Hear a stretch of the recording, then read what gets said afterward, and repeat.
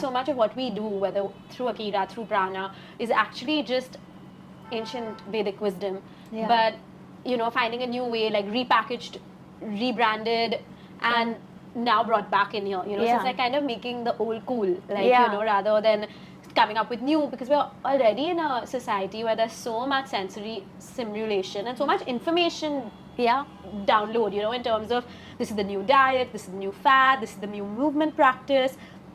And there's just always the new it thing, Exactly. Whereas I think the practices we're trying to share about are something that have their roots in ancient wisdom, something that's tried and tested and stood the test of time. And which is why we feel like it's effective and it's medicinal and it can help people if they choose to practice it. Yeah. And also the ability to be able to translate that into what feels relevant today, right? Because most of us struggle with, you will see someone dressed in a certain way, you will have a quick judgment about them, and then there's a disconnect. You're unable to associate with that person, and even they are unable to associate with you because you're not from any particular background. That's the modern world that we live in. We can be dressed in a salwar kameez but be super modern. We could be wearing literally like the skimpiest of clothes, but in our hearts be true to who we are. So how do they associate with that? That's the only way that can come through, that you create a system that is relevant to today's time, to the mindset that's not about rituals, not about traditions. We're so expansive in our approach also. Whether it's relationships, they don't fit the conventional box. So we need to be able to find something that's okay for both the worlds. And that's where I thought of Akira. My hope is to be able to reach out to people. And again, one of the most beautiful things that Jagat said to me, he said that Shakti, since we're going through this phase, is the absolute beauty of a woman, right? And in today's age, that's become so contorted and there's so many different layers to it that you have to filter the truth from the false. But actually, in its essence, everything is Shakti. It's so beautiful and it's so alive and rich in itself. And for us to be able to honor that, we have to go back to our Shiva, because only Shiva would be able to love Shakti as deeply as he does. So I think that needs to come through in my branding, at least. That authentic sense of love. That authentic sense of love, I really enjoy that. And I see that inclusivity, what you speak about in your branding, right? There's no one size that fits all. There's that different colors, different bodies. And just broadening the perspective of yoga, taking it off just yoga asana, which I feel is just such a highlight. Like, you could have never done a yoga asana and you can still qualify as a yoga teacher. Absolutely. This idea of like asana and yoga being one is misleading in a certain sense, know. So I definitely feel grateful that we've been exposed to that kind of knowledge, which is so true to its source from our teachers, and at the same time are now at that stage where even after 2 decades of probably living it, we still are like a little jittery to share it, but we know we're embodied practice. Whatever we say, whatever we share comes from that felt experience of it. And I think that's where the intent, like you were saying, everything in Akira should be sort of rooted in love and authentic love. I feel that's where it's authentic to us. It's unique to us. It may not make sense to everyone, but at least what we're saying is something that we walked the path and we felt that this could work. Try it on. And if it doesn't also, like, it's not that I'm proclaiming this is for everyone again, so maybe something else will work for you. But so I feel that having that openness, that openness to agree to disagree, you can have a different viewpoint, I can have a different viewpoint, and we can both coexist and we can both share the same space. And there's no need for the ego to say this is right, this is wrong. Sort of those boundaries of separateness merge, and they sort of dissolve. And I think it's a beautiful, natural identity dissolution. Like, it's automatically allowing us to just disintegrate from this need to stand out in the crowd, this need to say something new, to say something impressive, to say something cool. And I think from there, if I were to segue into the topic we're going to talk about today, just fasting, it's almost like always associated with absence, like if you ask any layman what's fasting, you'll stop yourself from doing this, you'll restrict yourself from this, you'll abstain from this. But we never focus on the other side, where we're gaining so much, but yes, in a certain sense, it is a withdrawal, it is a restraint, but look at the beauty of what you're gaining through it, or look at the beauty of what that space you've created is already co-creating within you. It's like negative spaces on a canvas. Just because they're negative doesn't mean they're absent. They add so much value. They punctuate so much. So I think similar like that, I think fasting can be such a beautiful tool to punctuate what's already present in our life. We don't need to add on a new workout ritual. We don't need to add on a new diet. We don't need to add on a new cool supplement. Less is more. And I think I'm really excited to chat about that. I think the key word here is less is more, because we're so surrounded by the availability of things that once upon a time weren't available to us. And if we go back to our ancestors, even cavemen, they didn't have so much available to them. I always say, this is a classic example. Everyone says that fruits are bad because they're full of fructose, right? So right now there's this whole trend of people avoiding to eat fruits because it's full of sugar. Yes, it's full of sugar, but there was once upon a time where people had to walk miles into a forest to pluck a fruit off a tree and then enjoyed the richness of that fruit. And then they walked back. Right. So whatever they've consumed has been absorbed by the body by then.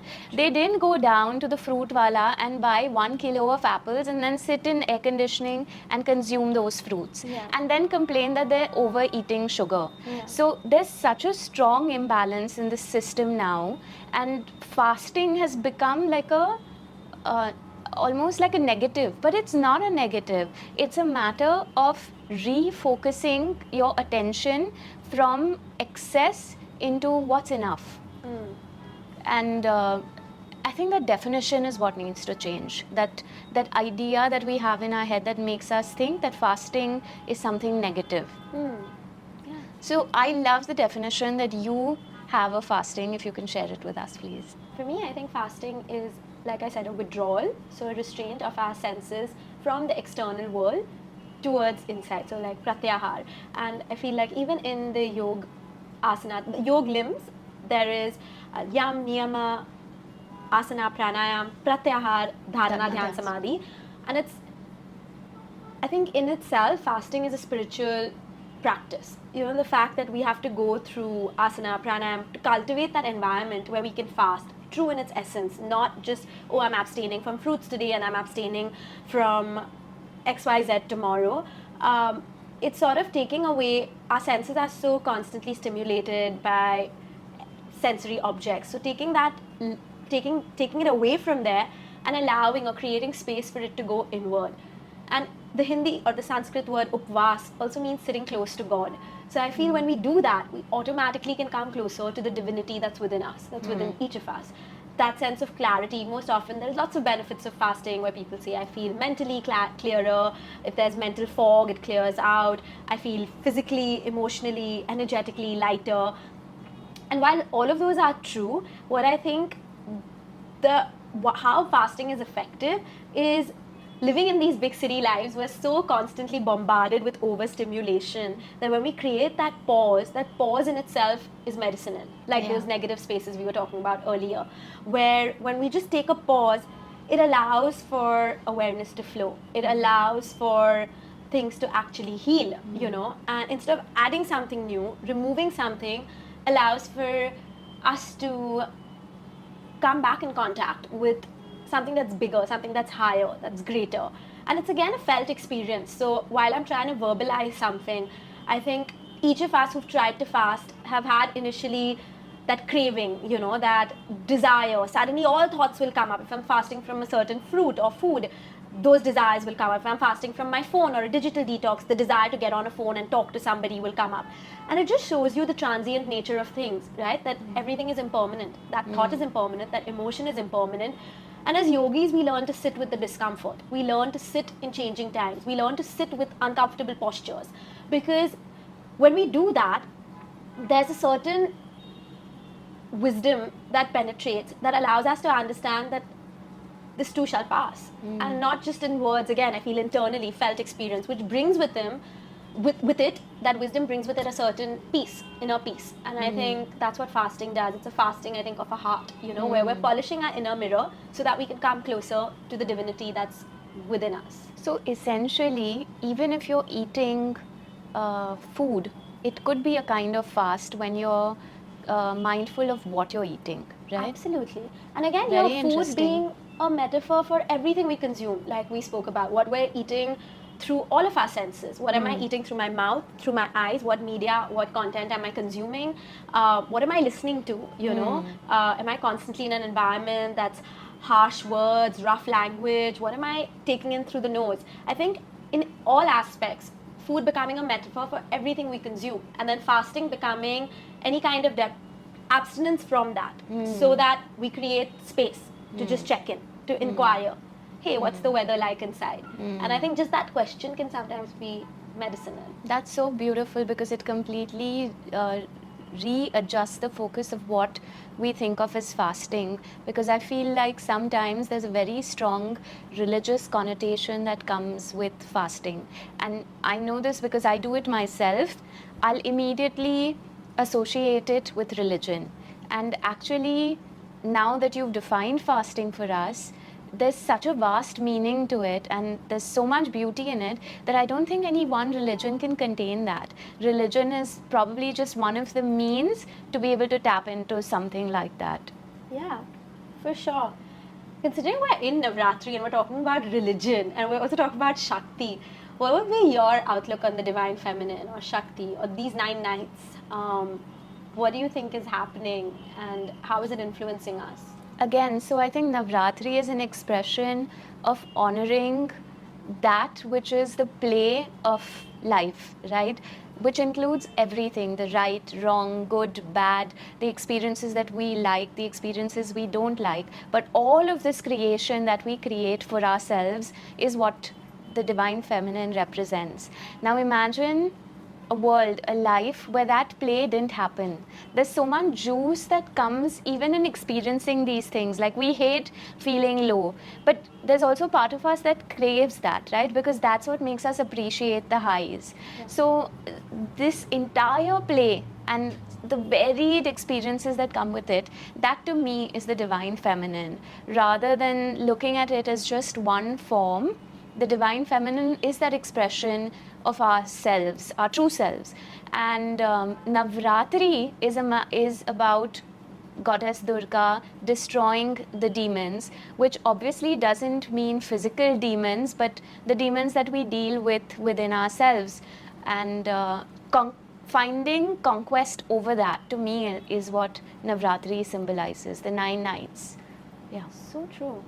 And just these demons that we talk about, these inner demons, you know, like you said about these internal afflictions, whether they can be calm, growth, they can be anger, delusion, jealousy, desire. And I think these tools that our path has led us to inevitably help us tackle those demons, you know, or foster something so that we are well equipped to tackle these demons.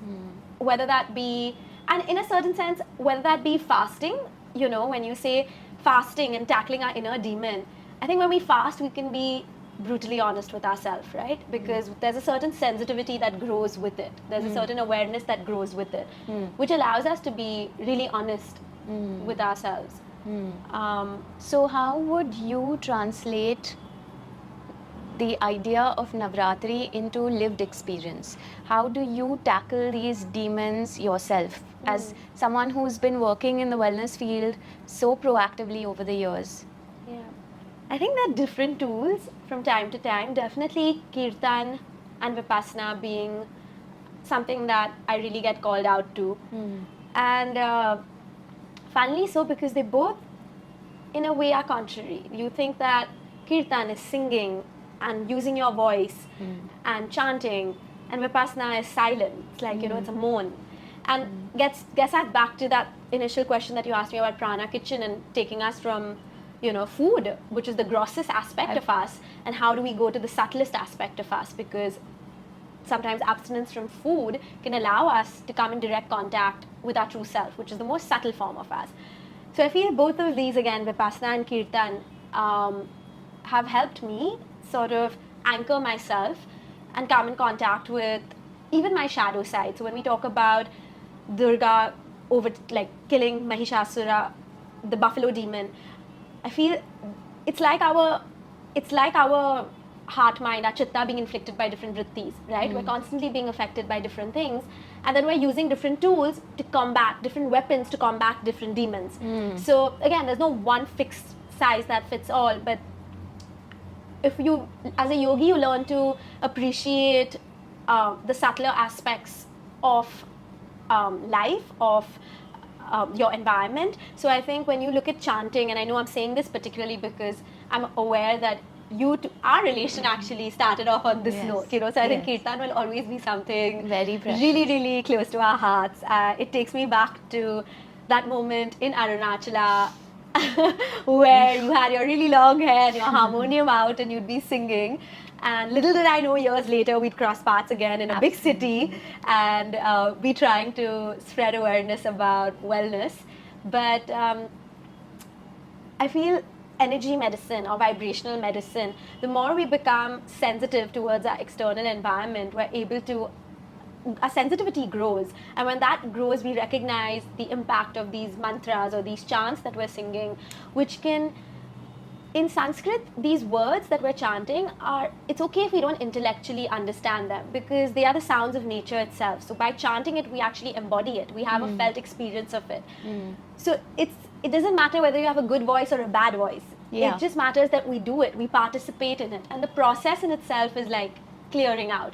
And with Vipassana, it's the moan, it's the silence that you realize how noisy you are inside. You know, there's so many thoughts that are bombarded. And how do you learn to cultivate a certain sense of dispassion or compassion towards all those weird thoughts that are running through your head? How do you sit through all of that that's moving around you? Because if we're able to find that stillness through this restless energy that's our monkey mind, I think that's harmony. I think that's ease. And that's the opposite of dis-ease, disharmony that most of us in the city face. But I think that's a nice way for me to ask you, how did you get on from going, I think it's so interesting that you spent over a decade in Arunachala, energetically such a potent place, to coming back to a city like this and then sharing your gifts. Why don't you shed some light on your time there? And so when I left Bombay, I was going through a rough patch. And so for me, going to Tiruvannamalai was more about finding myself and making peace with whatever I was going through. But I can't say that I fully knew the impact of what I was walking into because, as you said, spiritually, it's such a potent and charged place. In fact, it's called the spiritual heart of the world, right? And even if you're not aware, even if you don't care about any of this, merely by being there, there's something that happens to you just by being in the physical presence of that place. And so living there for 8 years obviously was transformation on so many levels that even I fully can't explain the impact of what happened to me over there. I met enlightened saints while I was there, coming across such a vast variety of people. I think anyway changes your approach to life, because when you're living in Bombay, especially in a place like South Bombay, I feel like it's a small bubble in itself, and the minute you step out of that bubble, you realize that the world doesn't just work in one particular way. And because it's the spiritual center of the world, there's people from all backgrounds across the globe that are coming there to understand themselves better. Again, no religious connotation, so the concept of religion completely changes. So for me, I learned to live with people who weren't like me at all. And then that brought me also to the point where I started asking, what does it mean to be Indian? What does it mean to be Indian for me? Why have I chosen to be Indian, and how can that harmonize with the personality that I am? And I think one of the most beautiful things that our country offers to us is our culture, right? It's so ancient, it's so potent, and it inculcates, it incorporates, it harmonizes every aspect of life. Again, I'm not talking about rituals, I'm not talking about traditions, I'm talking about the essence of it. And it cannot leave you or leave one part of your soul untouched. because it's so all-encompassing. So for me, being in Tiruvannamalai was, I mean, all I can say is I'm extremely grateful for having lived over there. And although there were loads of difficulties that one faces when one is over there, because I do come from a city, I do have a certain mindset. I had to challenge myself at every front to be able to accept certain things for not being the way that they are. And even I also feel that that in itself is a discipline, right? Because it teaches you to be okay with things that aren't necessarily the way that you want them to be all the time. That brings me actually to two questions that I wanted to ask you.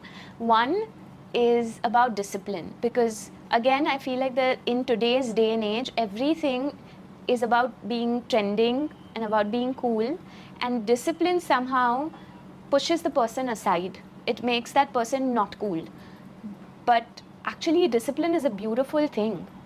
And I wanted to understand from you, A, about how you birthed Prana Kitchen, and how the discipline of loving food so passionately and still being able to deprive yourself of it through fasting is something that you managed to accomplish. Well, yeah, I agree with discipline, and discipline being, I think, a very a foundation actually on any path, on any spiritual path. A practitioner needs that. It's sort of handicapped without that. So, but I feel there's also this connotation of discipline having a harshness to it, of having a rigidity to it, of having a seriousness to it. And I often like to quote Osho on that, because he often talks about how seriousness is the death of things. And I couldn't agree more that when you want to really learn something or understand something or embody it, the only way we do it is from that state of joy, from that state of lightness, from that state of play or leela. So I like to approach discipline from a more softer sense and from a more gentler sense, from a more compassionate sense.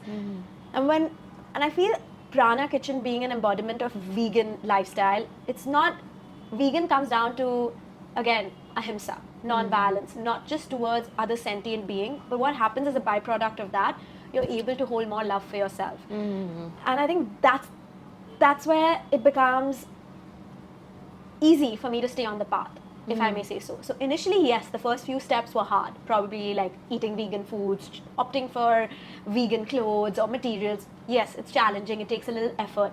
Now, if you ask me, in doing that, I'm actually learning to be more compassionate with my inner demons. I'm learning to be more gentler on myself the times when I don't wake up for my morning sadhana. So I think discipline by itself, the relationship we share with it softens when we learn to be more compassionate, when we learn to be less violent in action, but then it translates into thought and speech internally. So again, from the gross, going back to the subtler, when we do these actions on a gross level, on a more tangible level, it almost always has an intangible effect, but we're not aware of it. And as yoga practitioners, or as anyone on the spiritual path, you become more sensitive to these undercurrents, these ripple effects, as I'd like to call it, of any choice you make, of any action you take. And about how prana came to birth, that's such a long one, and I don't even know what can I really hold accountable for this laborious baby. But I think one thing that definitely changed the trajectory I was running in, because like you said earlier, living in these big cities, having an anchor, having a grounding, it's so essential, because we can be in the Himalayas, we can be in Auroville, in Thiru, awareness just flows. It's almost contagious. Even if you for a moment slip away, having a conversation with someone will bring you back into that touch. So it's here that we need that. It's here that we need that medicine, or want to hold on to that anchor. And I think one thing that taught me that was death. Finally, so death taught me how to live. And death of a loved one, losing my brother, made me question, what's the meaning of life? Like, why are we here? What's the purpose? And living in a big city, it always tells you consume more. Get that high-paying job, get that higher qualification, that education degree, get that dream house, that dream car. You'll find happiness. It's that big city dream life that's sold to us. That's sold to everyone, because we're just hamsters in the wheel. If we don't plug into that energetics, this will crumble. This, Yeah. as a society, we crumble. So this can only say the big city, the city of dreams, Mumbai is, can only be there if each of us plug into that energetics. But then when you go there, you experience something that I would say is more permanent, more fulfilling. You know, Yeah. when I lived on a farm and ate farm fresh produce and lived in a tree house with no electricity, I was like, I thought I needed so many other things to keep me happy, but Yeah. I'm tasting a different, deeper sense of joy here. Yeah. So what is it? And I think that curiosity of what is it is happiness in these things. And well, materialistic things can bring happiness, but it's so temporary Yeah. that when you go through trauma or death per se, you kind of want to ask something that's more stable. You want to rely on something that's more dependable. And Yeah. that's when I think the search begins for seeking for that joy, that bliss. And then you realize, if you're a yoga student, that that's what we are. We Yeah. are that. We don't need that cream or that foundation or that dream car or that dream house or that contact to make you feel worthy, to make you feel enough, to make you feel happy. Yeah. We just need to unlayer ourselves, Yeah. unburden ourselves from all these false illusions that we've plugged into in the first place. And then that's why food became a metaphor for everything I consume. And that's what I wanted to share through Prana Kitchen, that food for our body, food for our mind, food for our soul. And coming down to it, at the heart of it, it is learning to live in harmony with Shakti, with nature, because without her we exist not. And without her grace, we wouldn't be here even sharing our insights on what I would call just blessings, you know. Absolutely. So yeah, of course, we both, I'm aware that you too have gone through loss and tragedy, and I'd like to hear in a moment, how did that shape you? How did that, do you think Akira has any correlation with losing your mom or having that sense of support taken away from you? Does that enforce you to look for support elsewhere? And what was your discovery through this? So, of course, as we spoke, Shakti is an integral part of life, right? It's one of the most beautiful expressions of life. So, losing a mom is like losing that part of your life. So, obviously, it was extremely difficult and traumatizing, especially at the age that I did. But I think every experience brings with it its hidden beauty, right? The silver lining.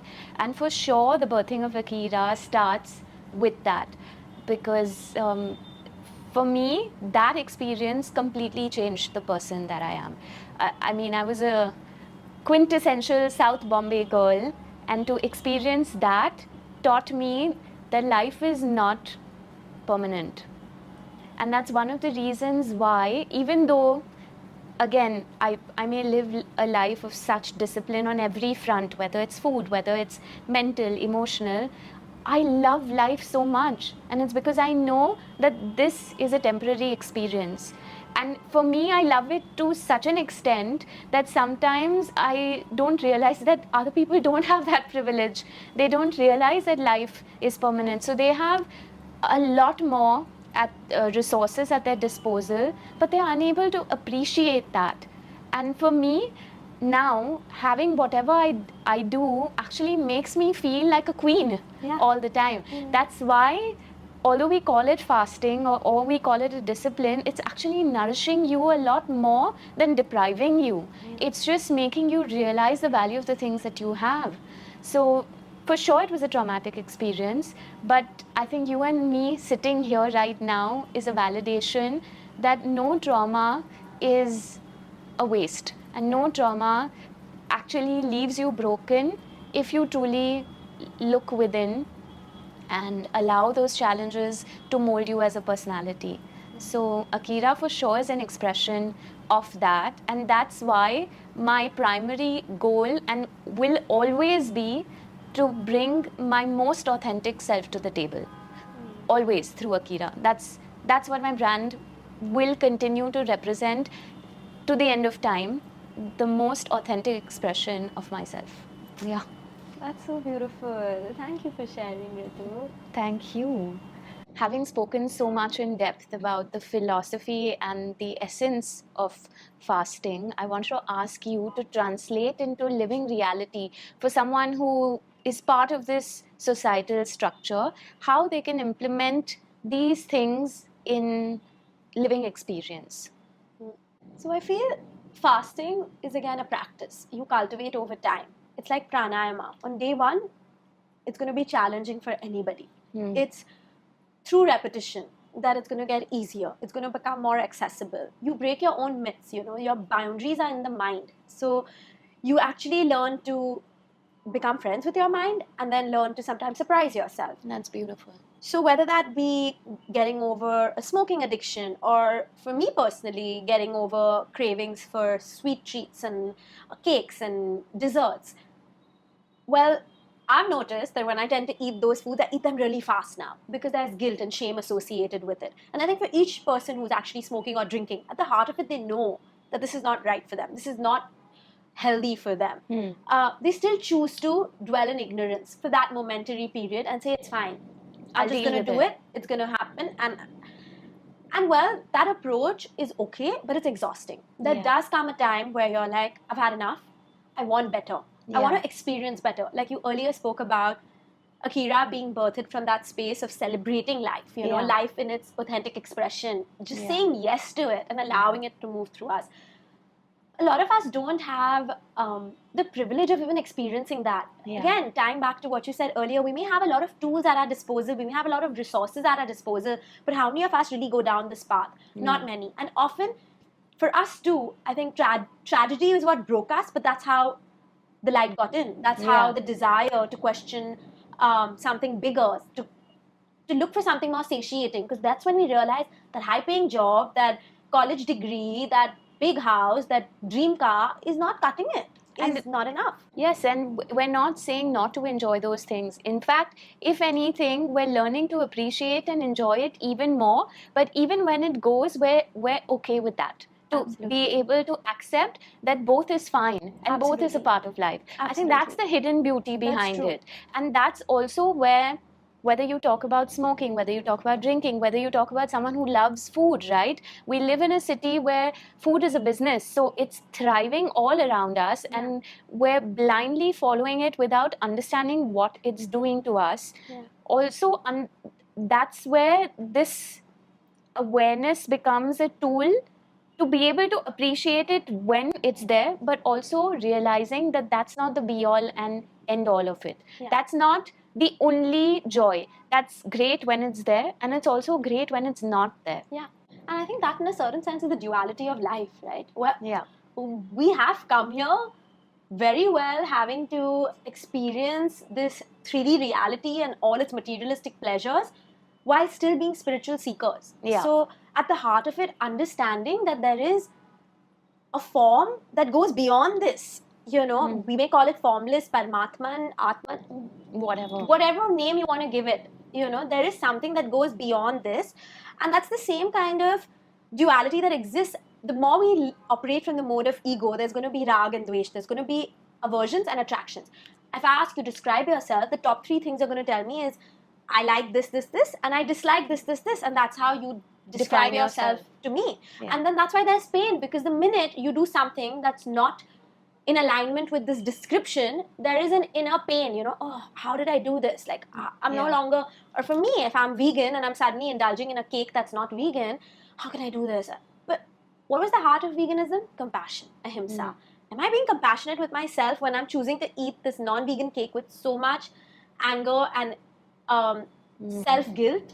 Wow, that's beautiful. Yeah, and I think just for people to become more real with themselves. It's not what we're constantly in exhibition mode. I always say this: we're here to exhibit something, play the part, sell a story, hold up to a narrative.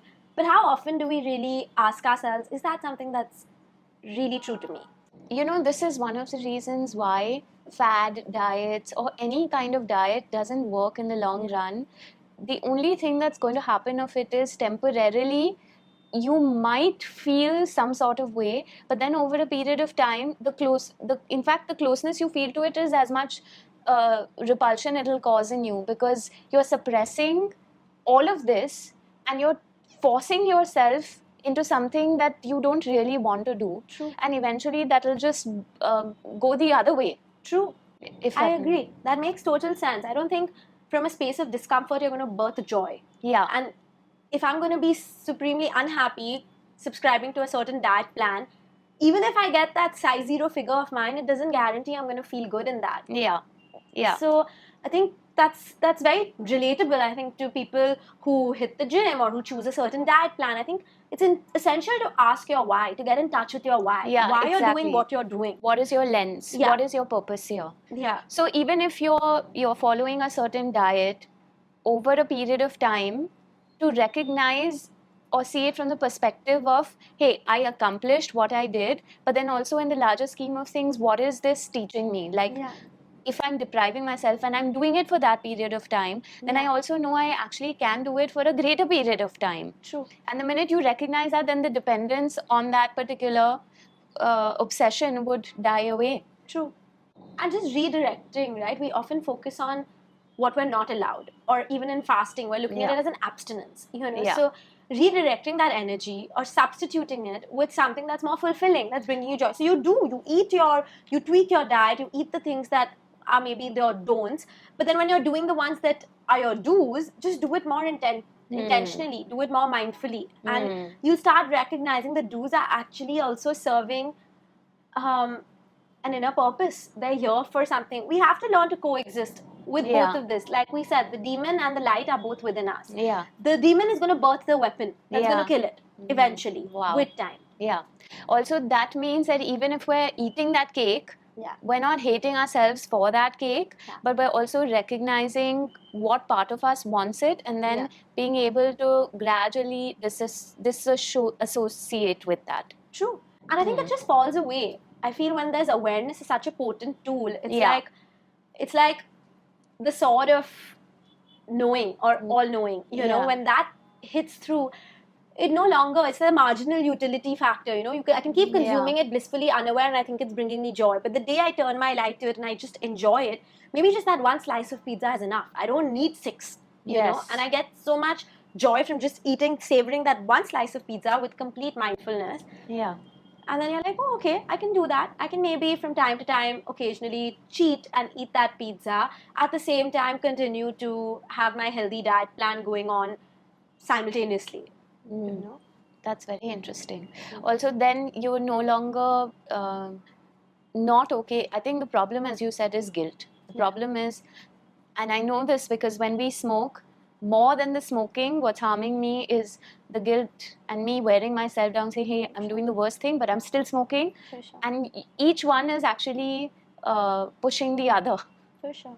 And I think that's where it takes us from the gross to the subtle. So foods, yes, affect us, they hurt us, they're not kind to our body. We want to eat food that are like love letters to ourselves. But at the same time, what emotions, what thoughts are you feeding yourself? Because those are also doing probably, I would say, more of a harm than these foods. Absolutely. Yes, there are cancerous foods, but there are cancerous thoughts and emotions that you're breeding every single day. Which is why, even though in today's day and age, there's so many different kinds of diets, each finding supports it for a while and then it suddenly falls apart, because in spite of the fact that you're following all of this, because there's so much emotional baggage and so many negative thoughts that are running within you that are actually governing you, that disease is bound to be the consequence. True.